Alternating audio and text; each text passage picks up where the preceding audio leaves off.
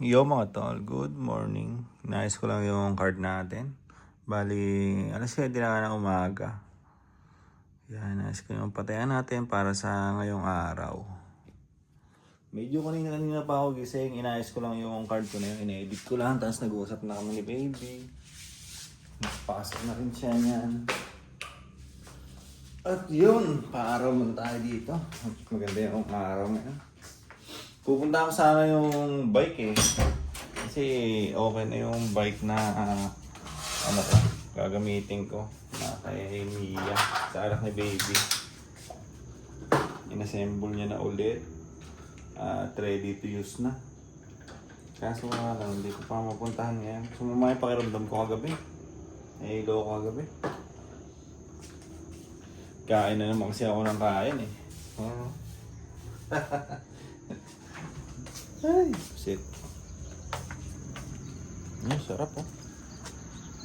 Init. Magtapon ng basura dun ah. Paaraw lang muna ako mga tol. Gantong oras maganda magpaaraw. Alas 7. 6 to 8. 6 to 8 a.m. Kita nyo naman, di ba? Tirik na tirik sa atin. Yung araw na yan, tapat na tapat sa atin yan. Paaraw lang ako dito at magmuni-muni. Let's go.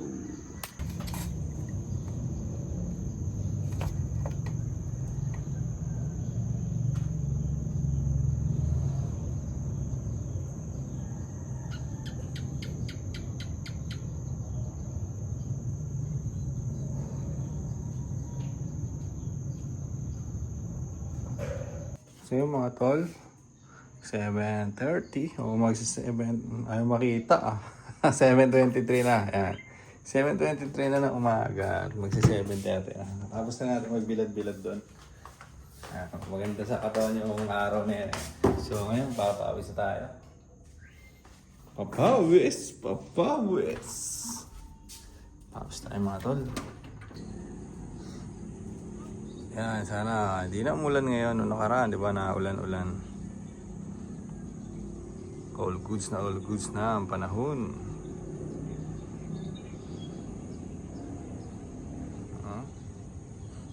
Gusto ko talaga ito tinitignan eh, pagka na-struck ako eh. Wala lang. Sa bahay kasi namin sa Quezon City ba, wala kang makikita na sa bintana eh. Bahay din yung makikita mo eh, pag binuksan mo yung bintana. Eh ngayon, oh, pag nasa terrace ka, di ba? Pag nasa terrace ka na ganito, ay meron kang makikita. Di ba?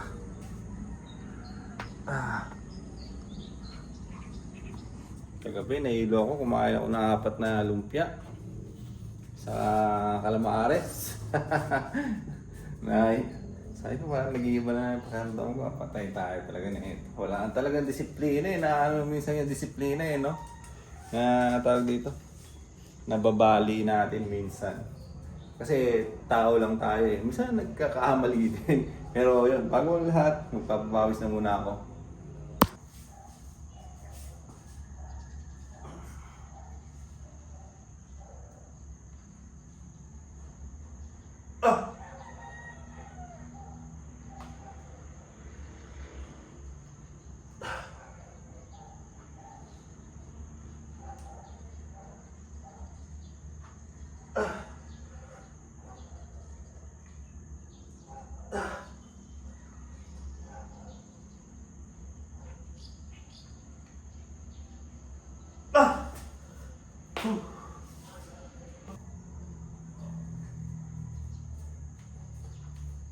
Ganito na lagi ginagawa ko mga tol. Para lang, di ba? Sa pag ganito, papawisan tayo. Tapos jumping jack. Umulikat pa rin ako eh. May matigas pa rin sa ano.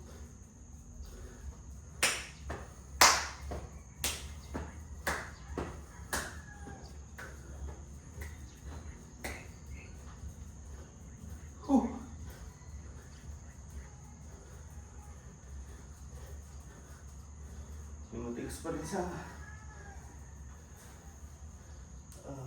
Ano, pa-massage ko yata ito ah. Para matulaw yung lamig-lamig. Diba? May mga ganun eh, no? Tatanggal-tanggalin yung lamig. Tigas yun.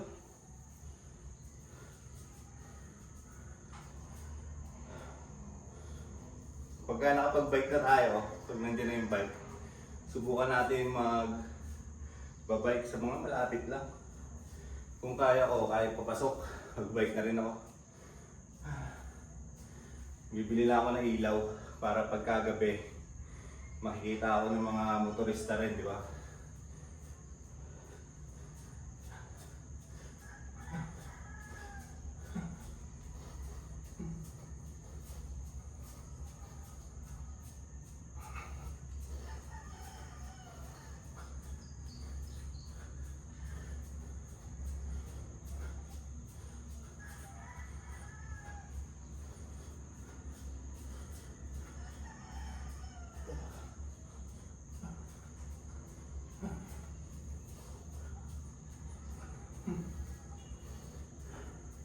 Wait muna, baka umaba yung video natin.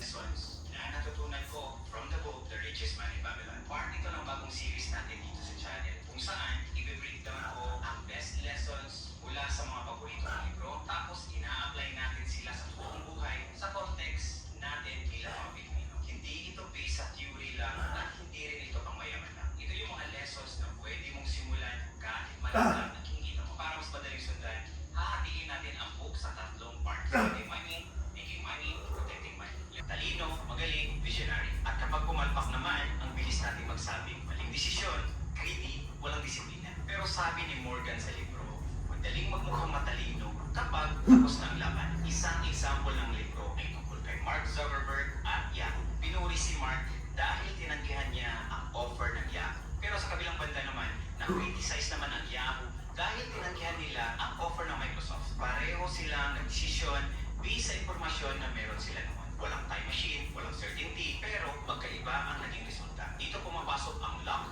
at risk. Ang linya sa pagitan ng pagiging matapang at pagiging pabayaan ay sobrang nipis lang. Kadalasan So yun mga tol, tapos na ako magpapawis at medyo kanina pa ako dito nakaupo. Nag-work lang ako sa cellphone ko. Yun, alok-alok lang at kung ano-ano. Ay, sarap, mahiga pa, pero papahinga lang tayo at maliligo. Ito na yung card ko. Saan na ba yan? Ito na mga tol. Yun. At marami pang bakante. Tag 100 lang naman to. So siguro yung iba ay natutulog pa. Yan, oh, hindi mapakita. Masyado maliwanag.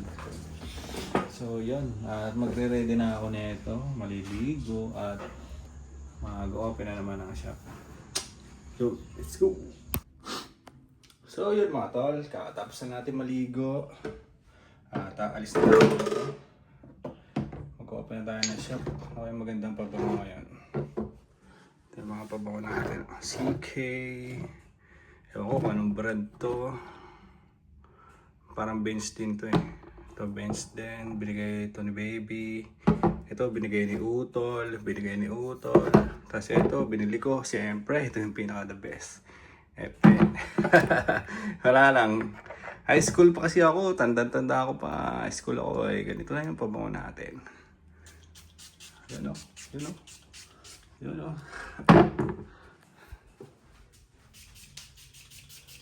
Yun. F10 ang alam ko pambabae ito eh. F eh. Pero mabango kasi siya para sa akin. So yun, biyahe na tayo nito. Ang dahil pa natin kalat pala. Yung cellphone natin nakalabas pa. Biyahe na tayo at mag-open na tayo ng shop. Work na naman today. Tapos bukas, susubukan kong sikapin na magising ng mas maaga para makuha yung bike. Kukunin ko yung bike doon kila Baby. Tapos dadaling ko dito. Bala ko kasi pagka ano na, yun na lang ang gagawin kong pang cardio, yung pagbabike. Kahit pag ganun lang ako dito sa lugar namin, di ba? Bye. Grabing init mga tol. Oras ngayon. Mag-alas 11, pero siyempre darating tayo doon bago mag 11:30. Darating tayo sa shop. Diba? Napakainit. Let's go na. At para makarating na tayo kaagad doon. Papagas pa ba ako? Wait lang. Check natin to syempre. Alam ko kakapagas ko lang. Ayun, marami pa oh. Nakabungad pa yung gas natin. Pagas ko lang kasi. So yun muna mga tol. Biyahe na ako. At bibili rin ako ng pagkain sa daan. Tapos yun, doon tayo kakain sa shop. Yo mga tol, nandito na ako sa shop. Dito yung binili kong ulam ngayon. Okoy. Isang chokoy. Saka ano ba tawag dito? Sayote. Sayote, di ba? Tama ba? Sayote. May suka tayo dito at merong isang rice. Yan, isang kanin lang. May tira pa tayo kahapon. Sunkiss o orange. Mamaya ka sa akin. Ngayon, kakain muna tayo. At anong oras na rin? Nakarating ako dito, 11:15. Kaya oras ngayon? 11:15. So yung mga tol, kakain na muna tayo. At yung tawag dito, may kwento ko nga alam pala, may iba ako. Kasi yung katabi ko dito, sarado na naman. So mga ilang araw na sila sarado. Di ba nabanggit ko sa inyo nung nakaraan, ay halos kakabukas lang nila. So yun, ngayon sarado na naman siya. Ewan ko bakit sarado. Di ba? Siyempre pagka ganyan na bagong business ka, nagsisimula ka pa lang, dapat lagi kang open. Ang ginagawa niya, yung katabi ko, ginagawa niya, umaga, magbubukas siya. Pag tanghali, kasi pagdating ko dito, tanghali, di ba? Tanghali, maya-maya, sasarado niya yung tindahan niya. Sasarado niya, matutulog siya. Tapos magbubukas na naman ng hapon, di ba? Eh, paano yung mga gustong kumain ng tanghali? Ganon. Wala lang, na-share ko lang. Siyempre, di ba dapat, pag may business ka, dapat lagi ka nandyan, di ba? Lagi kang open. Katulad natin, oh. May oras na nagbubukas tayo, oras na 11:30 to 8:30. Basta sa oras na yon, pag sinabi mo 11:30 to 8:30, panindigan mo, di ba? Yun lang lagi ang open mo, yun lang lagi ang pagsarado mo. Para masanay ang customer. At dapat palagi ka nandyan. So, yun, kain na muna ako. Gutom na. So yung mga tol, katapos ko lang kumain at mag-orange na muna tayo. So ngayon, pagtapos ko na ito, ayusin na natin yung pa-ending naman natin. Hop. Ayusin naman natin to. May mga tumataya pa na iilan. So konti na lang. Excuse me, konti na lang itong bakante. Ngayong araw din to. Araw-araw yung pataya natin na ending eh. So yun. Orange muna tayo at habang manonood, siyempre mga podcast para kahit pa paano may natututunan tayo, di ba? May natututunan tayo sa ano natin, sa buhay. Hindi lang yung kung ano-ano lang, di ba? Hindi lang yung puro entertainment lang. So, yun. Para sa akin, mas maganda manonood kayo dito. Yan. Subscribe kayo dito, siyempre. Anti-Support Podcast. Yung mga tol, manonood na muna ako. Yan, nanonood na muna ako habang kumakain ng orange. So yung mga tol, tapos tayo kumain. Pahinga lang tayo ng konti at asikasuhin na natin yung benta natin dito at inventaryo. Sesend na natin kay Utol to. Ito lang yung benta ko kahapon. 2.5 watt zero. Siyempre, unahin muna natin yung trabaho natin dito sa shop.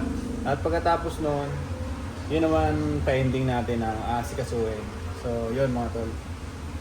Marami-rami pang tumaya. May tumaya kanina ng 3. Kaya medyo konti na lang itong bakante. So, yun mga tol. Dito ko na muna tatapusin ito vlog-vlogan natin para sa ngayong araw. Tatrabaho na ako dito hanggang mamaya na yan. So, yun.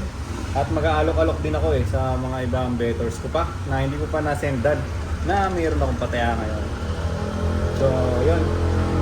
Doon muna ako, trabaho na muna para hindi masayang yung oras natin. Di ba? So, ilan mo na mga tol, hanggang dito lang itong vlog-vlogan natin para sa ngayong araw.